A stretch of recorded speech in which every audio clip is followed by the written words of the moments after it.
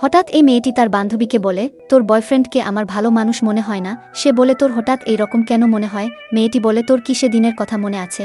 আসলে ক্লাসরুমে এই মেয়েটি বলে, আরে আজ আবার তোকে কে প্রপোজ করলো?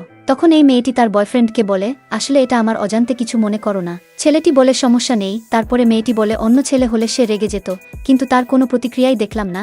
মেয়েটি বলে, তুমি হয়তো তাকে ভুল বুঝছো। তখন সে বলে, তাহলে প্রমাণ হয়ে যাক। এই বলে সে মেসেজের সমস্যার কথা বললে তার বয়ফ্রেন্ড বলে, তুমি সেখানে থেকো না, বাড়ি চলে যাও আর চিন্তা ছাড়া ঘুমিয়ে পড়ো। এটা শুনে তার বান্ধবী পরের দিন ছেলেটির কাছে গেলে ছেলেটি বলে, আমি জানতাম তুমি এখানে আসবে। মেয়েটি বলে, আমার বান্ধবীর জীবন নিয়ে কেন টানাটানি করছো? ছেলেটি তখন বলে, তুমি হয়তো ভুল ভাবছো। সেদিন তোমাদের মেসেজে আমি সেখানে গিয়েছিলাম এবং সেখানকার নিরাপত্তা ক্যামেরা চেক করেছিলাম, সবই তোমার ফাজলামো। তাহলে সেটা তুমি তাকে কেন জানাওনি? ছেলেটি বলে, প্রথম দিন তাকে বলতে শুনেছিলাম। সে বলেছিল গন্ডগোল তার পছন্দ না। সেদিনও তুমি আমাদের থেকে দূরে থাকতে বলেছিলে। আসলে তার পিছনে কতজন ঘুরে তুমি হয়তো জানো না। আমার প্রতিদিন তার জন্য 2-1 জনকে পিটতে হয়, কিন্তু আমি তাকে কিছুই জানতে দিই না। তখন ওই মেয়েটি সেখানে আসলে সে আবারও বোকার মতো আচরণ শুরু করে এবং তারা বাহিরে গেলে একটি ছেলে এসে মেয়েটির কাছে তার ব্যাপারে নালিশ জানাতে সে ছেলেটিকে দেখে দৌড়ে চলে যায়।